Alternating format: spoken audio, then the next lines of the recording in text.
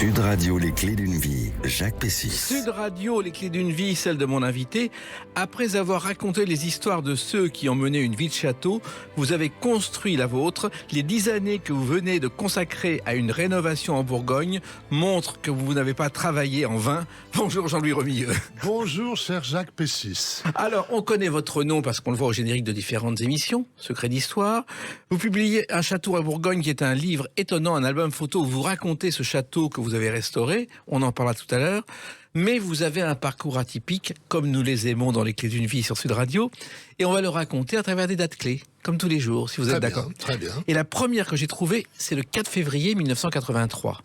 Votre première télé, vous êtes à l'époque journaliste au Quotidien de Paris et il y a une émission de vendredi sur le financement des élections municipales où vous menez une enquête. Ah oui, c'est vrai. Oh là là, vous êtes très bien renseigné. J'avais complètement oublié ça. En effet, c'est une émission sur le financement des élections municipales.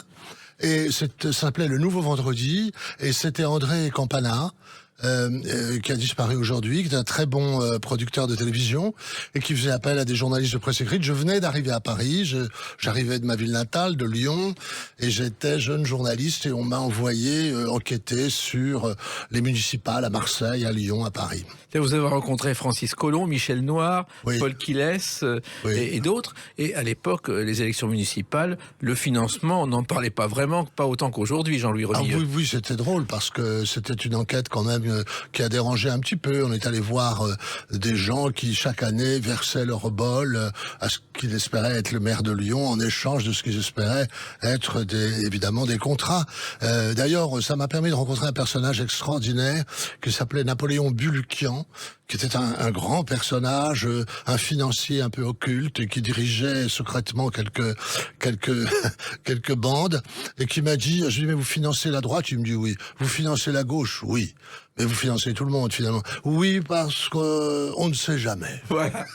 Mais moi, j'ai connu le temps où, pendant la campagne de Giscard, j'avais été envoyé pour un reportage et on arrivait avec les valises pleines de billets et on disait au maire, vous avez besoin de combien? Oui, C'était autre chose. Oui, c'est vrai. Et ce film a été un événement parce que c'est la première fois qu'on traitait ce sujet. Oui, alors à la télévision était toujours un petit peu frileuse sur ce genre de sujet. Et je dois dire qu'il y avait aussi Jean-Charles Degnaud Oui. Et Campana qui faisaient un très bon boulot. Et cette émission vendredi était un peu l'ancêtre de Cache Investigation aujourd'hui. Exactement. Et il y avait même un candidat écologiste à Voiron, c'était le premier sans doute, que vous avez interviewé dans cette émission. Ben, je m'en souviens plus du tout. Et il y avait un autre écologiste à l'époque, peut-être l'avez-vous connu, c'était Mouna Aguigui. Oui, que je promenais dans Saint-Germain-des-Prés avec et qui collectionnait les pins. Voilà, il Oui. était totalement clochard, philosophe et libertaire. Oui, très drôle. Il fichait la pagaille au prix Goncourt. Oui. Et ça a été le premier écologiste à Paris. Oui, il était un peu fou. Totalement fou. Oui. Et en mai 68, on a vu en lui le dernier amuseur public de Paris et le sage des temps modernes. Il n'y a plus de personnages comme ça. Non, il y en a plus. Et il faut dire que malheureusement, il n'y a plus d'endroit pour dormir dehors. Et c'est autre chose. Alors, vous êtes à l'époque journaliste, et le journalisme, ça vous a toujours attiré depuis votre naissance, dans un quartier de Lyon, je crois, où vos parents tenaient un café. Alors, mon père a fait beaucoup de métiers, mais c'est vrai qu'ils ont tenu un café-restaurant dans le quartier de Montchat. Alors ce quartier de Montchat, c'est un quartier très pittoresque à Lyon. Alors bon, aujourd'hui, comme toutes les villes et tous les centres-villes, il a perdu sans doute un peu de son folklore, mais c'était un quartier très traditionnel, avec des commerçants. Je pense que j'ai gagné là une forme de culot, de connaissance des gens aussi, et peut-être... J'ose le dire modestement, parce que la télévision n'est pas une science exacte, mais d'anticipation un peu du goût des gens. C'est-à-dire qu'en entendant les gens discuter, s'engueuler, vous savez, un bistrot, Oui. c'est une société humaine dans laquelle on voit de tout. On voit des femmes chercher leur mari qui traînent trop tard, on voit la maîtresse qui débarque en plein milieu d'un couple légitime ou illégitime, on voit toutes sortes de choses. Et le petit garçon de 7-8 ans que j'étais a découvert là la vie humaine, et c'est vrai que ça m'a beaucoup inspiré ensuite. Oui, remarquez, Pierre Perret à Cassel-Sarrazin avait le Café du Pont, où à force d'écouter les clients, il a créé son langage. Oui. Et Michel Audiard écoutait dans les cafés les gens parler, et c'est comme ça que ces dialogues naissaient. Oui. Oui, c'est vrai, c'est la vraie vie, quoi. Alors, ces cafés existent-ils encore? Je n'en sais rien, parce que maintenant, c'est très, ils se ressemblent tous, etc. Mais moi, je me souviens quand j'étais enfant, c'était toujours les mêmes clients. Oui. Et ils avaient tous des surnoms. Il y avait un type très grand qui s'appelait la cigogne. Il y avait un agent de police qui était ivre-mort à 10h du matin. Alors on l'avait mis, parce qu'il était ivre-mort à 10h du matin, on l'avait mis au service des écoles, ce qui était quand même terrible. C'est-à-dire c'est lui qui faisait traverser les enfants. Voilà. Et un jour, mon père dit on va arrêter de lui servir à boire, parce qu'il était quand même ivre-mort. Et il lui a dit serre-moi à boire. Dans mon métier, on a droit à 10% de perte.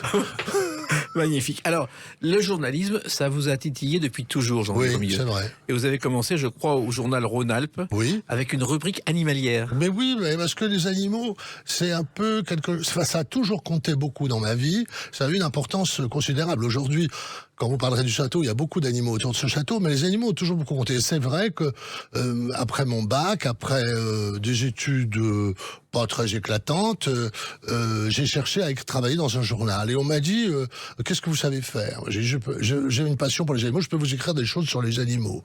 Comme j'avais entendu dire que les chiens écrasés menaient à tout, je me suis dit, bon, on va vous faire parler des chiens vivants. Et j'ai fait, en effet, des chroniques régulièrement dans ce journal Rhône-Alpes, jusqu'au moment où un personnage central, qui est Henri Amouroux, qui était le directeur de ce journal, qui était aussi le patron du prix Renaudot, le prix aussi des journalistes, le prix Albert Londres.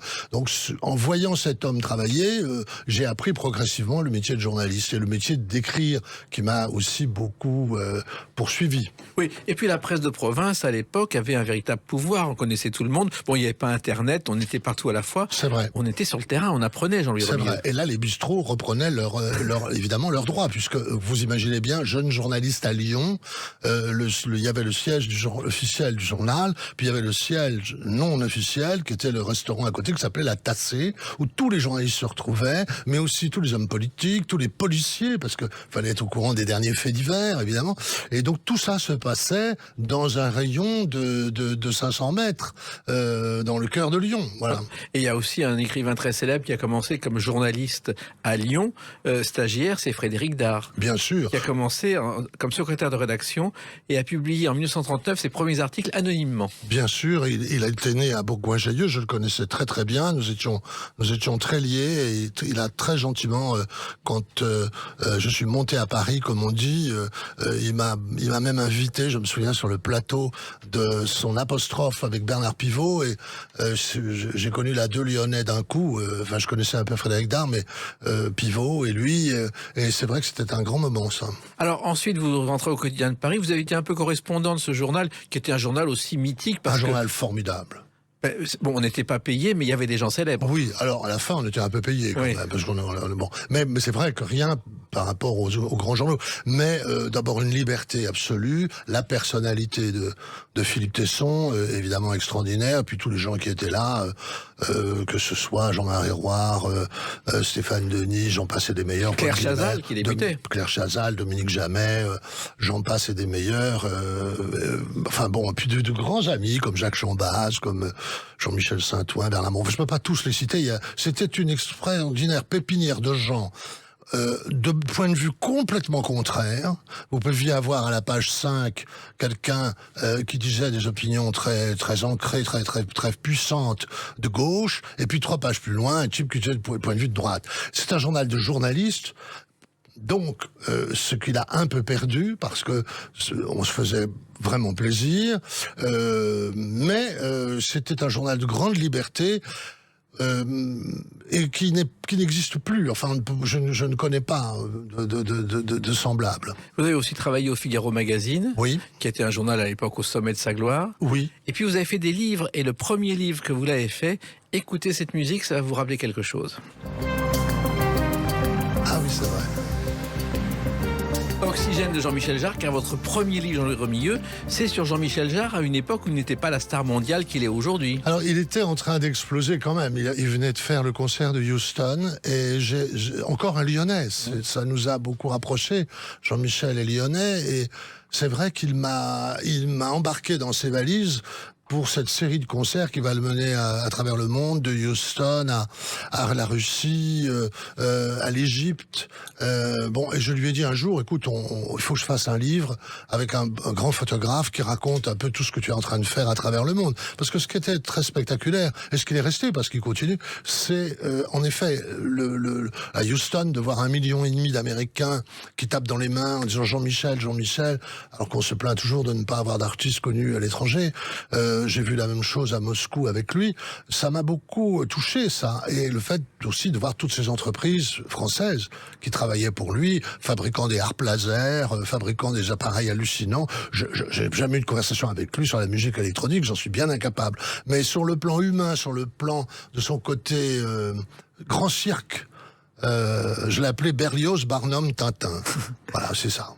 Et en même temps, vous avez fait des livres très différents dans vos jeunes années. Le passionné que vous êtes, il y avait le Figaro Magazine, il y a un livre sur les baristes, il y a un livre sur Jacques Vergès.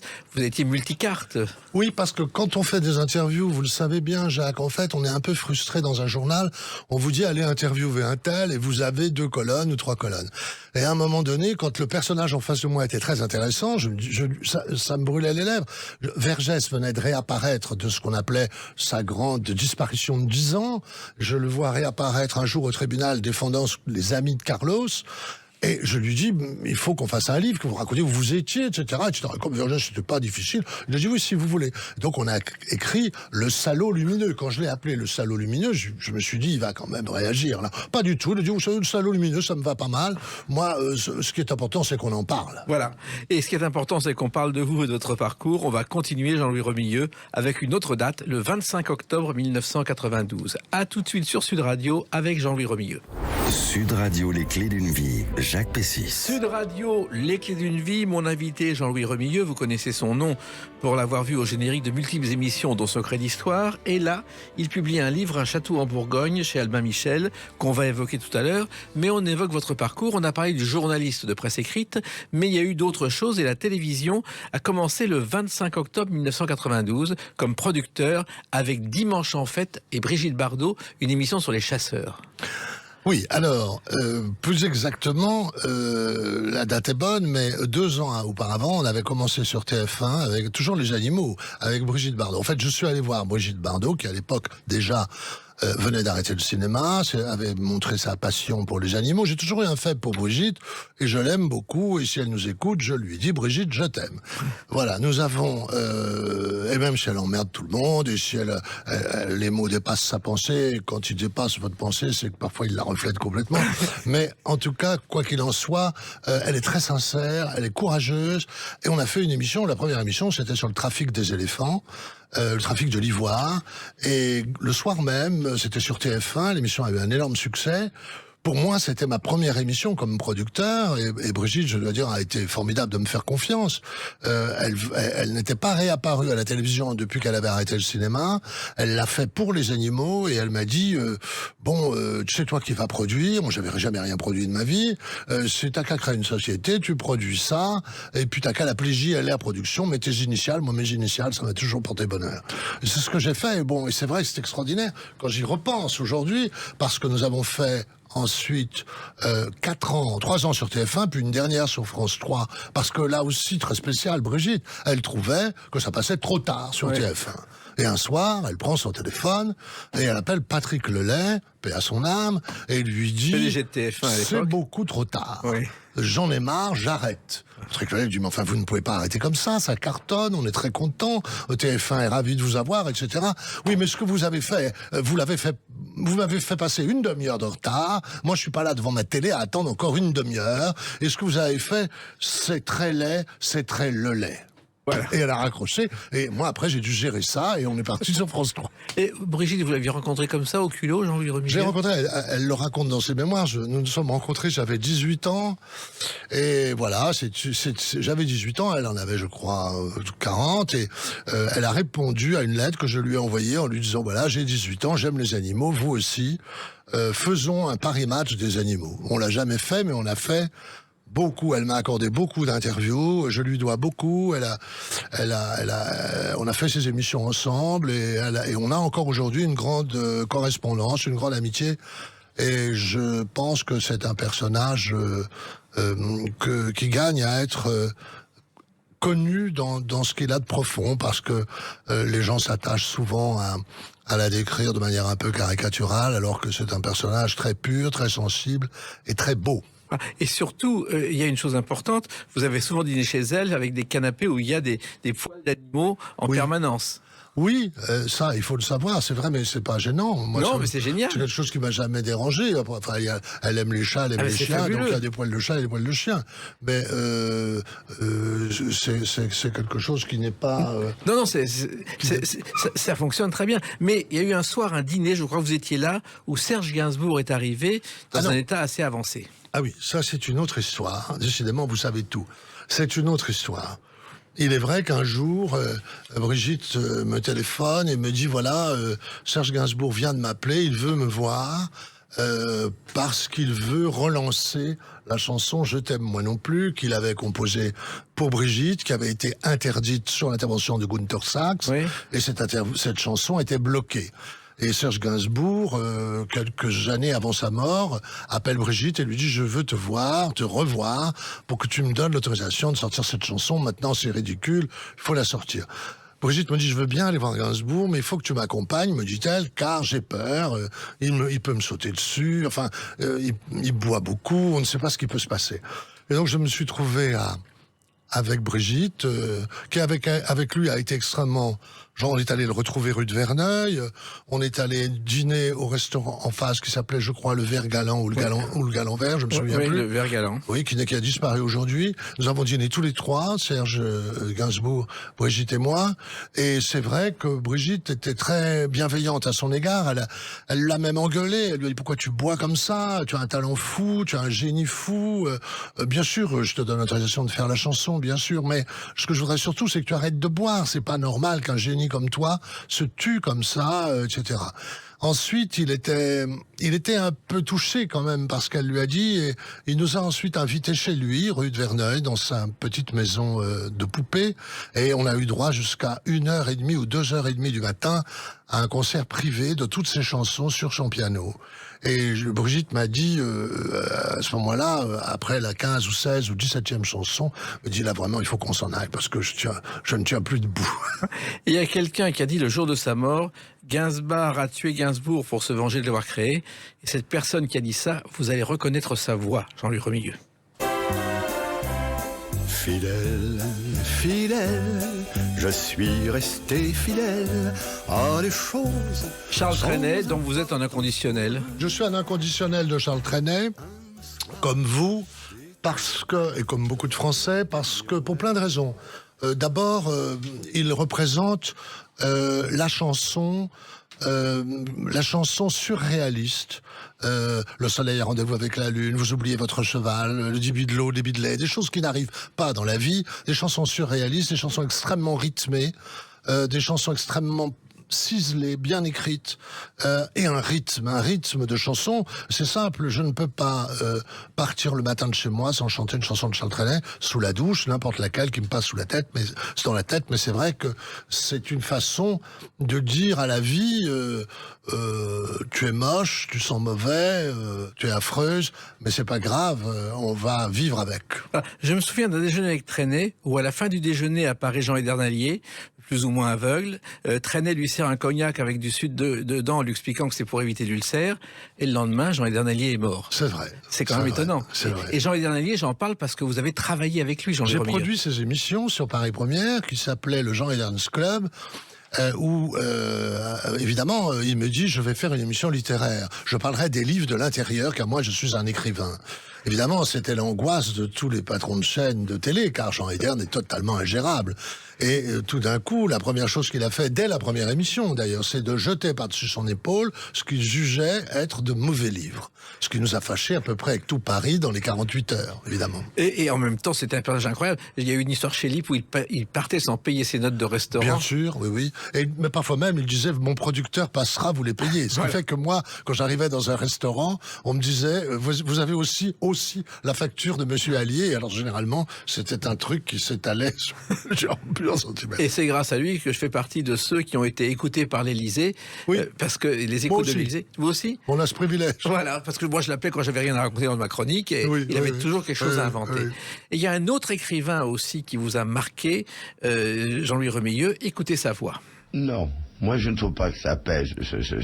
J'aurais préféré en avoir 10 ans de moins. Guy Descartes. Enfin, Guy Descartes, le romancier du XXe siècle, qu'on appelait Guy Descartes. Et là, non seulement vous le connaissez, vous l'avez connu, vous l'avez imité, je sais.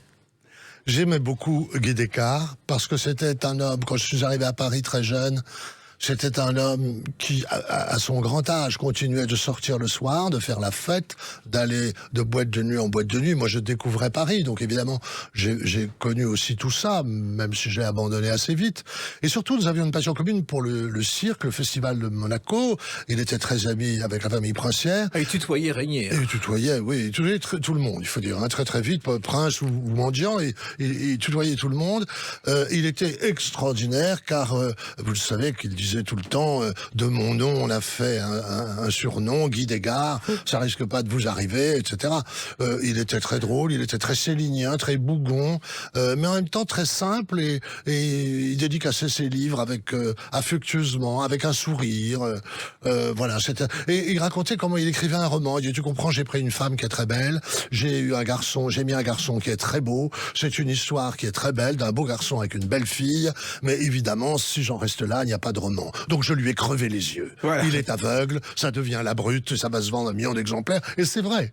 Il a vendu des millions d'exemplaires, et un jour, dans une dédicace, il y a un type qui arrive avec un double mètre, et qui mesure les tranches des livres de Guy Descartes, et il dit, je prends celui-là, parce que c'est c'est exactement ce qu'il faut pour terminer le rayon de ma bibliothèque. Et quelle n'a pas été ma surprise, un jour, quand le Figaro Magazine m'a envoyé faire un reportage sur la Boisserie, la maison du général de Gaulle, en présence de l'amiral de Gaulle, où dans les rayons des bibliothèques, avec des livres très très sérieux, les mémoires d'Eisenhower, les mémoires de Goldheimer, les mémoires de Churchill, j'en passe et des meilleurs, tout d'un coup, je vois une bonne partie des Guy Descartes. Et l'amiral dit, ça c'est le rayon de ma mère. Voilà. Une autre date importante pour vous, c'est le 27 janvier 1997. On en parle tout de suite sur Sud Radio avec Jean-Louis Remilleux. Sud Radio, les clés d'une vie, Jacques Pessis. Sud Radio, les clés d'une vie, mon invité Jean-Louis Remilleux, producteur de télévision, avec Secret d'Histoire entre autres. On a parlé de votre parcours de journaliste, d'ami de Brigitte Bardot. Il y a ce livre, Un château en Bourgogne, chez Albin Michel, qu'on va évoquer tout à l'heure. Mais là, je reviens au 27 janvier 1997. Vous recevez 2 sets d'or pour cette émission.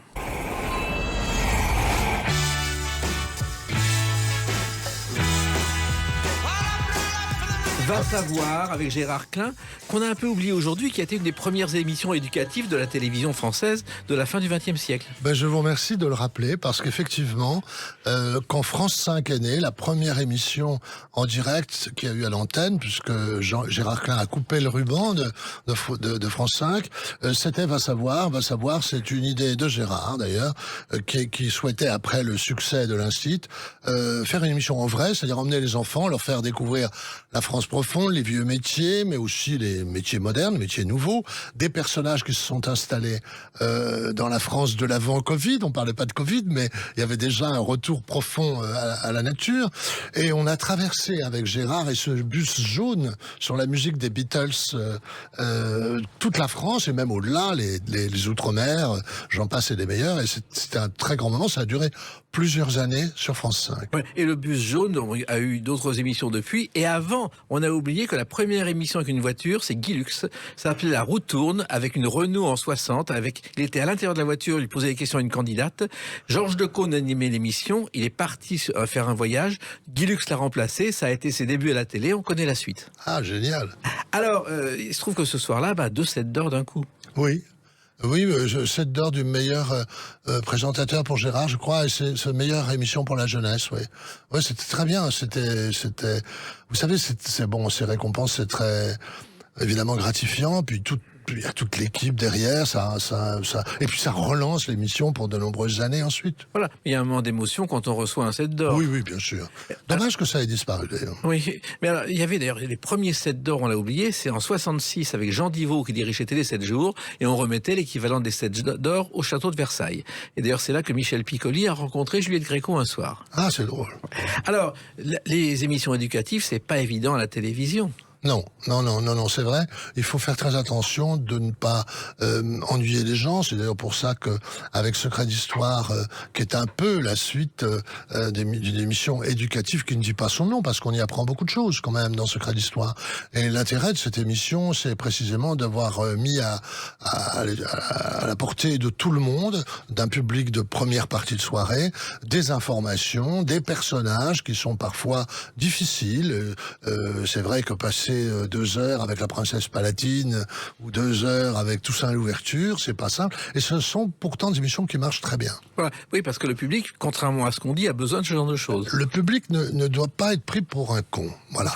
La télévision du public, c'est bien, mais la télévision du public, c'est encore mieux. Voilà. Mais est-ce que les dirigeants l'ont tous compris? C'est pas certain. Nous verrons. Alors, il faut savoir que la télévision scolaire, ça a démarré, je ne sais pas si vous le savez, Jean-Louis Remilleux, dans les années 60, avec Walter et Connie, qui était un couple d'anglais. En fait, l'Angleterre avait fait des émissions radiophoniques et les ont pris à la télévision, et ça a été un succès mondial. Et la France entière avait droit à la télévision scolaire le jeudi à 14h, avec Walter et Connie, qui était un couple qui apprenait l'anglais aux enfants. Bravo. Et ça a totalement disparu. Alors, l'enfant, justement, c'est lié aussi à une autre de vos émissions qui a été un carton, Jean-Louis Remilleux, qui est C'est votre vie, oui, où on rappelait la vie d'un invité. Absolument. Alors, C'est votre vie, c'était sur France 2, en première partie de soirée. C'était Frédéric Mitterrand à qui j'avais demandé de présenter cette émission. C'est assez nouveau parce qu'il n'était pas connu pour présenter une émission. Il était connu pour cette merveilleuse série documentaire Étoile, et les destins brisés, etc. sur TF1, chaîne publique, qu'il faisait à ce moment-là. Mais là, sur France 2, tout d'un coup, un grand show de première partie de soirée avec sa voix légendaire. Bonsoir! Et il sortait d'une limousine et nous fêtions l'anniversaire surprise de quelqu'un avec tous ses amis qui lui avaient préparé d'incroyables surprises. Et comment est née cette idée ? C'est une idée que j'ai vue aux États-Unis, il faut quand même être honnête et rendre d'une émission qui s'appelait This Is Your Life.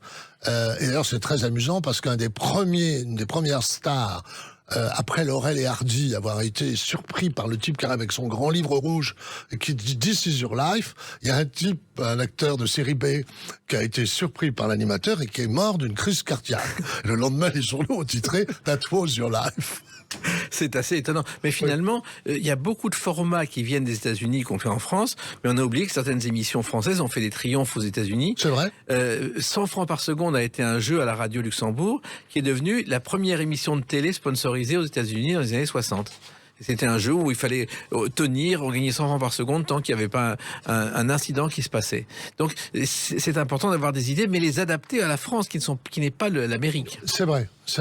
Il faut les adapter. Il y a des choses, par exemple, dans le This Is Your Life anglais, dont j'avais acheté les droits pour faire cette émission et l'adapter à la France.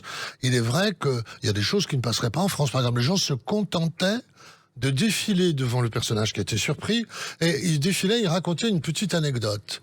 Et puis, comme ça, les gens défilaient, etc. Ce qui aurait ennuyé beaucoup les Français. Il fallait que chacun vienne faire une vraie surprise, faire une chanson, etc. J'ai d'ailleurs fait venir Charles Trenet 2 fois dans C'est votre vie. Une première fois qu'il a beaucoup amusé parce que c'était pour le cardiologue, le professeur, j'ai son nom, celui qui a fait le professeur Christian Cabrol, voilà, le professeur Cabrol. Et j'ai demandé à Charles Trenet de venir chanter. Il m'a dit évidemment, je vais chanter Mon cœur fait boum, oui, puisque c'était le cardiologue. Et il est venu une deuxième fois pour Jacques Martin, pour un C'est votre vie que nous avons fait à Jacques Martin, où il a chanté Un jardin extraordinaire. Exactement, et aussi une de ses premières chansons avec Johnny S qui ne chantait plus depuis longtemps. Et il avait fait Vous qui passez sans me voir. Vous qui passez sans me voir. Et il voulait faire une émission sur la Une qui serait appelée Le sommeil a rendez-vous avec la Une, et la Une a refusé. Je ne sais pas pourquoi. Alors, c'est vrai que quand on est producteur de télévision, le fait d'avoir été journaliste, ça vous aide à savoir ce que le public veut, Jean-Louis Remilleux. Je crois que c'est très important. J'ai vu des journalistes à la télévision, diriger des chaînes, diriger des départements. Le plus célèbre d'entre eux pour moi, Étienne Moujotte, qui avait un sens du public extrêmement fiable. Enfin, il savait anticiper le goût des gens. C'est parce qu'il y avait Étienne Moujotte que nous avons pu faire Saga sur TF1 au moment où il n'y avait aucune émission People digne de ce nom, je veux dire sur les chaînes de télévision, rien du tout. Nous avons fait Saga, ça a duré 10 ans, présenté déjà par Stéphane Bern. Et c'est le pif d'Étienne, parce qu'Étienne Moujotte était un journaliste qui sentait l'opinion, qui l'anticipait et qui savait ce qui allait marcher. Oui, à l'époque, les people, on n'en parlait pas, c'était quelque chose, on appelait ça les gens, et on disait ça n'intéressera personne. Oui. On m'avait même dit, on ne peut pas faire une émission comme Saga sur des gens riches et bien portants quand il y a tant de millions de chômeurs. Mais j'ai dit justement, c'est précisément parce qu'il y a tant de chômeurs que les gens veulent en sortir par la télévision et rêver à d'autres univers. Même si c'est une illusion, bien sûr. Mais le rêve est une illusion. Mais il y a aussi cette rencontre, justement, avec Stéphane Bern, qui a commencé avec vous. Vous l'avez repéré un jour par hasard, et vous avez dit, celui-là, il a quelque chose. Oui, je dois dire que c'est un de mes collaborateurs de l'époque qui m'a dit, il faut que vous regardiez, il y a un jeune homme dans une émission qui s'appelle Famille, je vous aime, produite par Christophe de Chavannes et présentée par Isabelle Quenin, qui a bien disparu aujourd'hui, je ne sais pas ce qu'elle est devenue. Et Stéphane faisait une petite chronique, il était au Figaro Madame, mais il faisait une petite chronique sur la généalogie. L'émission s'appelait Fabille, je vous aime, sur la généalogie, et lui parlait des mérites comparés des Orléans et des Bourbons, et il était passionné par son sujet, et on a déjeuné ensemble, je lui ai dit ce que vous voulez faire de la télé, il m'a dit j'en rêve. Proposons quelque chose. On est allé voir Étienne Moujotte, et Célébrité est née, puis Saga, et Saga a été vraiment quelque chose de nouveau, qui a marqué et qui a ensuite contaminé beaucoup de chaînes de télé. Aujourd'hui, beaucoup de chaînes de la TNT font ce genre de choses, avec des images de France ou d'ailleurs. Oui, bien sûr. Nous tournions nous-mêmes. Nous allions chez des gens qui nous ouvraient les portes de leur maison, qui nous montraient. Et puis c'était des gens quand même qui avaient une légitimité. C'était pas des people pour des people, comme on le dit aujourd'hui. C'était des gens qui avaient certes un nom mondialement célèbre, mais qui avaient réussi par leur travail, par leur talent, à être devenus des stars. C'était pas des gens qui sortaient de la télé-réalité, qui avaient gagné un jeu ou qui, je ne sais quoi. Non, c'était des gens quand Peter Falk nous reçoit chez lui, quand toutes ces stars américaines, Sean Connery nous reçoit chez lui, bonjour Saga, je leur avais demandé à tous de dire bonjour Saga. Pourquoi? Parce que je ne voulais pas qu'on pense que c'était des archives qu'on avait achetées. Je voulais qu'on se rende bien compte que ces gens nous avaient ouvert la porte. Et donc c'est vrai que toutes ces stars nous ont reçus à l'époque pendant 10 ans sur TF1, mais ça marcherait aussi bien aujourd'hui, à condition qu'on n'aille pas chercher des sous-stars qui n'intéressent personne. Oui, il y en a un paquet. Mais en même temps, l'histoire a toujours intéressé les gens. Je me souviens d'Alain Decaux, quand il faisait Alain Decaux raconte, il lisait tout, il s'enfermait 2 jours avec tous les livres par terre, il apprenait tout par cœur et il faisait 1 heure de télévision. Eh oui. On peut plus imaginer ça aujourd'hui, Jean-Louis Remilleux. Sans un prompteur, sans rien. Oui, c'est vrai que c'est difficilement imaginable parce qu'aujourd'hui, les gens ont l'œil habitué à un certain rythme. Ils veulent aussi voir de belles choses. Vous savez, dans le succès de Secret d'Histoire, il y a autant, bien sûr, ce que Stéphane Bern apporte comme locomotive, comme passeur pour un grand public. Il y a aussi le fait qu'on visite des lieux, des châteaux, des palais, des villas, des choses qu'on ne découvre pas ailleurs. Et aussi le romantisme, le romanesque du personnage. C'est que, même s'il n'est pas très connu, c'est pas très important, mais il faut qu'il ait une vie romanesque. Alors, il y a eu aussi une aventure de 3 ans avec une chaîne de télévision prématurément disparue, Match TV, que vous avez créée et dirigée. Là aussi, bon, Jean-Luc Lagardère avait perdu TF1, il a lancé Match TV pour compenser. C'était une chaîne de divertissement, de culture, de voyage. Oui, et malheureusement, bon, j'en dirai pas plus, mais malheureusement, le génie n'est pas héréditaire, et malheureusement, la chaîne a été fermée pour faire des économies. C'est dommage parce qu'elle était sur la TNT. Aujourd'hui, elle aurait un succès fou. Sur cette chaîne, il y avait déjà Frédéric Lopez, Stéphane Rothenberg, Stéphane Bern, Amanda Lear, à la Genesar, etc., etc. et Éric Zemmour. Exactement, qui faisait ses débuts à la télévision. Oui. Et Amanda Lear a dit un jour que Ivana Trump, dont elle est l'amie, elle lui a dit, Ivana Trump, que Donald Trump lui passait la chanson Follow Me de Amanda Lear chaque fois qu'il s'apprêtait à passer un moment intime avec elle. Bah, c'est merveilleux. Voilà. Donc ce sont des personnages, encore une fois, qui n'existent plus. Cette chaîne, ça a été une véritable aventure de 3 ans pour vous, Oui. avec des gens qui débutaient, qui faisaient l'école de la télévision, ce qu'on ne fait plus aujourd'hui. On avait Oui, le temps. c'est vrai, et bon, mais après, d'autres choses sont nées, d'autres aventures ont succédé à celle-là, c'est ainsi. Voilà. Et aussi 20h10 pétante, qui a été Oui. une émission qu'on a un peu oubliée, Oui. qui a très bien marché. 20h10 pétante est né entre la période saga sur TF1 et Secret d'Histoire aujourd'hui. C'était sur Canal+, c'était à la suite d'un grand nombre d'échecs à ce moment-là. Souvenez-vous, il y avait eu Nagui, il y avait eu Guillaume Durand, il y avait eu beaucoup d'échecs et on a demandé à Stéphane et à moi de reprendre ce rendez-vous, ce carrefour. Je dois dire que pendant, je crois, 2 saisons, on s'est beaucoup amusé. On a donné naissance, si j'ose dire, à Florence Foresti, François-Xavier de Maison, Omar Sy et le service après-vente des émissions qui est né là, que nous avons laissé en héritage ensuite à Michel Denisot, mais enfin qui est né là, quantité de gens, Stéphane Guillon bien sûr, mais quantité d'autres. C'était un moment de liberté, Ariel Wiesman, Julie Ferrier, qui est complètement folle et que j'adore, et quantité de personnages que nous sommes allés chercher, que nous avons trouvés, et qui sont nés de 20h10 pétante. Voilà, c'est 20h10, c'est pas l'heure qu'il est. 20h10, c'est pas maintenant, il est un peu plus tard ou un peu plus tôt selon les cas. Et puis, on va continuer à parler justement avec vous d'autres choses, avec une date, le 19 mai 2022. À tout de suite sur Sud Radio avec Jean-Louis Remilleux. Sud Radio, les clés d'une vie, Jacques Pessis. Sud Radio, les clés d'une vie, mon invité est Jean-Louis Remilleux. Nous avons parlé tout à l'heure de votre carrière de journaliste, d'homme de télévision, de producteur. Et il se trouve que le 19 mai 2022 est sorti un album, un livre, avec des photos magnifiques qui s'appelle Un château en Bourgogne chez Albin Michel, avec des photos de Benjamin Chachelet. Et ce livre, c'est l'histoire d'un château que vous restaurez depuis 10 ans. Et c'est la première fois que vous en parlez. C'est un château en Bourgogne que vous avez acheté un peu par hasard. Effectivement, c'est un château qui se situe dans le Charolais, entre Paray-le-Monial et Charolles. Et comme je le raconte dans le livre, je me promenais dans la campagne en chantant une chanson de Charles Trenet, une chose que je fais souvent. Et vous savez, il y a une chanson qui dit il y avait des arbres, des veaux et des taureaux, une vache qui marche, c'est beau. Et il y a beaucoup de vaches qui marchent dans le Charolais et qui, je trouve, donnent à ce paysage quelque chose de très surréaliste, de très beau. Il y a encore les haies, on n'a pas démembré, on n'a pas enlevé les haies du paysage, il y a une forme de bocage, quoi. Et donc ce château était à vendre, il était pas dans un très bon état, c'est le moins qu'on puisse dire, puisqu'il a fallu mettre 120 radiateurs, il n'y a pas de chauffage, il y avait l'eau qui coulait dans les toits. Bon, et je suis un passionné de ça, j'aime les vieilles pierres, j'aime le patrimoine, je pense que tout l'argent que je gagne, même au-delà, hélas, il passe, c'est une passion, mais j'aime aussi le partager, c'est-à-dire l'ouvrir au public et y créer des événements et faire en sorte que cette maison revive, parce qu'il n'y a rien de pire qu'un château musée sinistre, il faut que ça vive. Alors, c'est le château de Digoine, oui, qui est un château de campagne, mais qui a une histoire depuis Louis XI, je crois. Ah oui, c'est une histoire très très ancienne.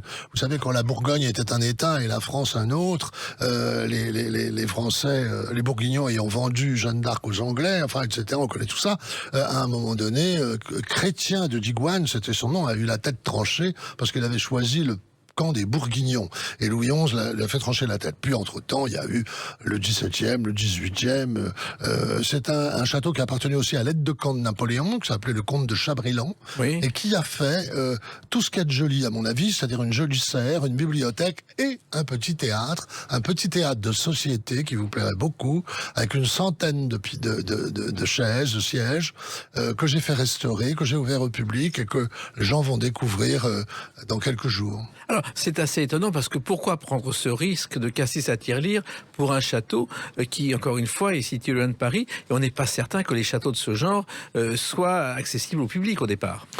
Non, mais bon, d'abord, c'est une formidable occasion d'exercer sa passion. Et puis, je crois aussi qu'il faut mettre sa vie en rapport avec ce qu'on dit, ce qu'on professe. Ça fait une douzaine d'années que nous faisons avec Stéphane maintenant Secret d'Histoire, mais j'ai fait aussi d'autres émissions sur l'environnement, sur le patrimoine, etc. Je crois qu'il faut mettre ses actes en accord avec ses idées. Et à un moment, il faut se mettre les mains dans le cambouis, en acheter un, le retaper. Et puis c'est passionnant, c'est pas du tout un embêtement pour moi, c'est un formidable jouet.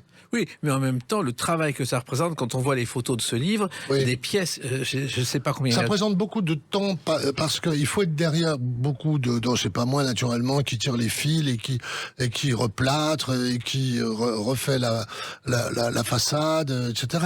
Mais il faut être derrière tout le temps parce que sinon c'est très très lent, c'est interminable. Et je suis très impatient et je veux voir les choses avancer. Donc je suis souvent derrière les entreprises avec un grand fouet pour que ça avance. Oui, mais il y a des pièces avec des vieux meubles extraordinaires, Oui. des fauteuils, des lits. Ouais. Comment vous avez retrouvé tout ça? Je suis allé faire les antiquaires, les puces de Saint-Ouen, les brocantes. J'aime ça, les drouot surtout, drouot, les ventes aux enchères où on peut trouver des tas de choses. Puis vous savez, le 17e, le 18e et le début du 19e, qui sont les périodes que j'aime beaucoup, malheureusement sont complètement démodées. Aujourd'hui, quand les gens sont riches, ils font des appartements qui ressemblent à des boutiques Armani. Vous voyez, Oui. tout est blanc, tout est d'un minimalisme total. Il n'y a pas une aspérité, voilà. Mais évidemment, un beau fauteuil de Jacob ou une belle commode de Rissner, ça, on ne voit plus ça.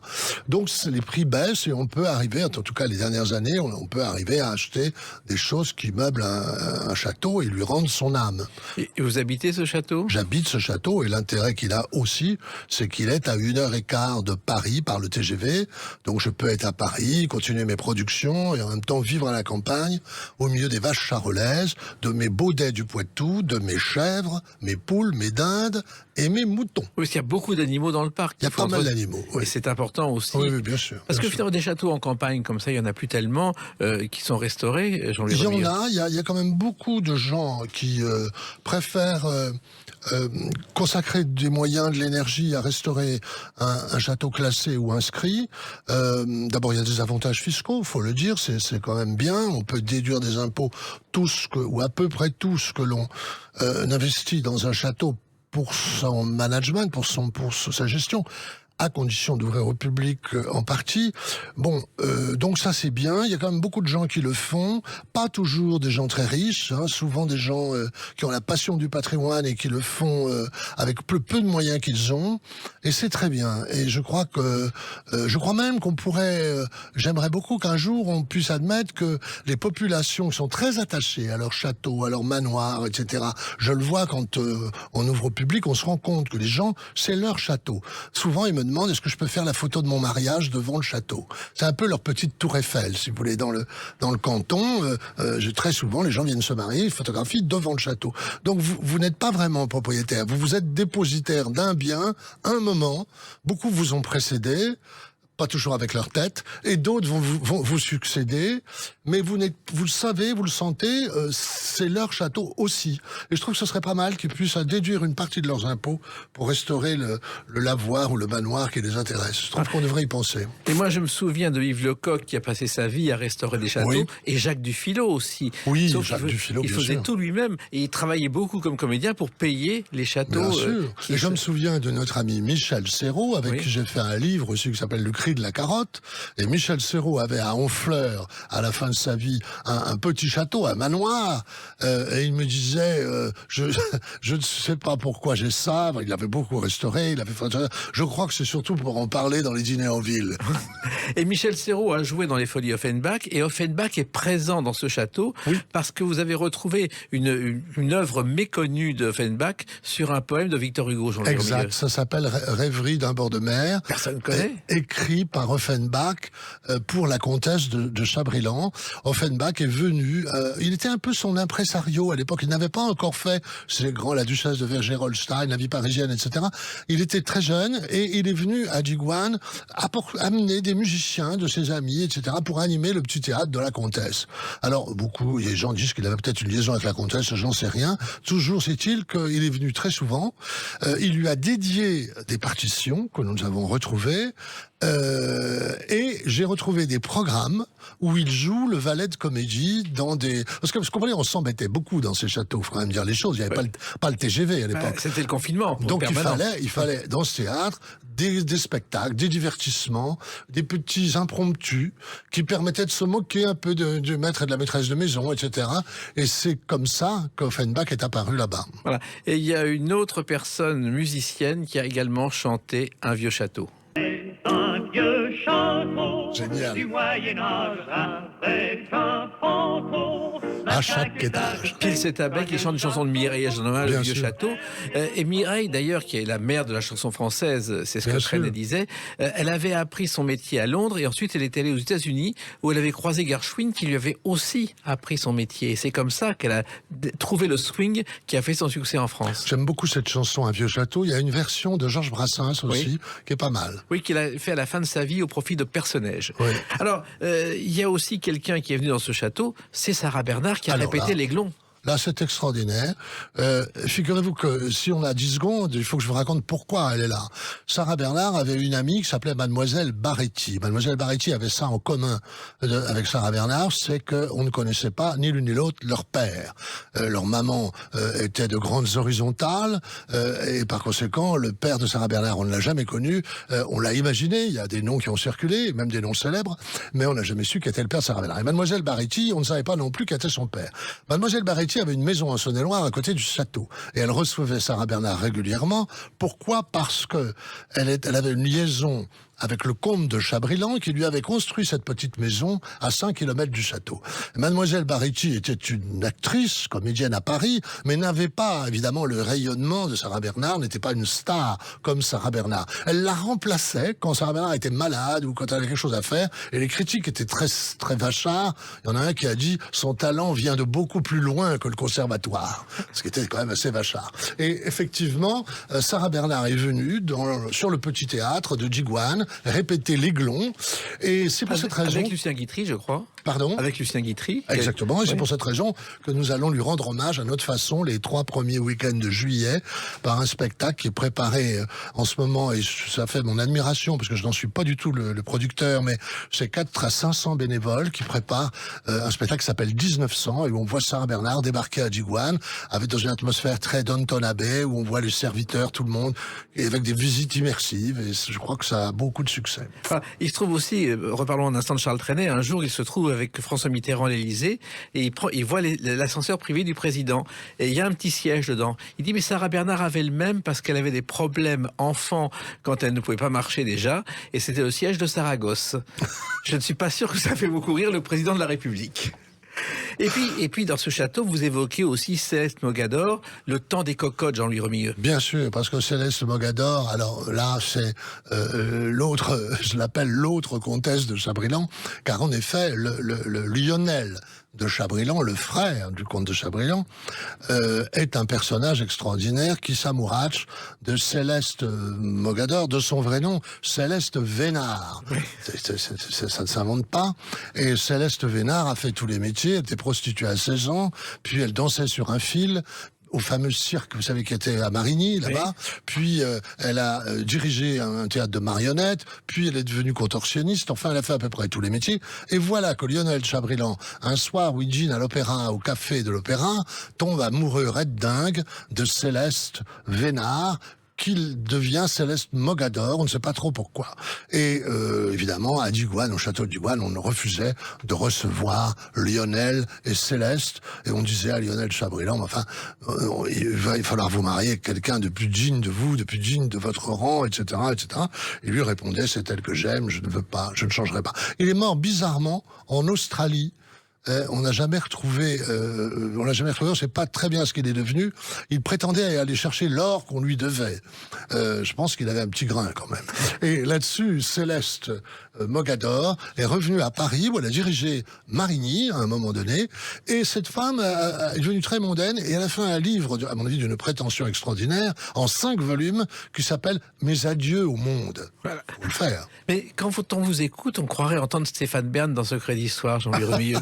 C'est vrai qu'il y a une complicité. Il y a une complicité parce que je crois que Stéphane et moi, nous aimons tous les deux l'histoire. Moi, je préfère l'ombre, lui la lumière, et c'est très bien comme ça. Alors ce château, finalement, bon, on en a parlé, il y a ce livre qui sort, on peut le visiter ? Bien sûr, on peut le visiter tous les jours. C'est un petit Versailles. Oui, enfin n'exagérons rien, Ouais. mais c'est vrai que c'est un château qui a beaucoup d'originalité. Il y a une serre magnifique, il y a une bibliothèque extraordinaire, il y a un très joli théâtre, il y a une enfilade de salons très belle, il y a un très beau parc aussi, un parc français et un parc à l'anglaise. Je crois qu'on passe une belle journée en allant là-bas. C'est pas très loin de Paris non plus, mais enfin 1h30 de TGV quand même. Mais c'est surtout dans une région, le Charolais, qui mérite d'être découvert ou redécouvert. On y mange très bien aussi. C'est parfait. En tout cas, on a bu vos paroles et on a passé un bon moment avec vous, Jean-Louis Remilleux. Je rappelle ce livre en attendant de faire la visite du château pour s'y préparer. Ça s'appelle Un château en Bourgogne avec des photographies magnifiques et c'est chez Albin Michel. Et continuez comme ça à vous passionner pour le passé pour préparer le futur. Merci, vous aussi, cher Jacques. Merci beaucoup. Merci Jean-Louis Remilleux. Les Clés d'une vie, c'est terminé pour aujourd'hui. On se retrouve bientôt. Restez fidèles à l'écoute de Sud Radio.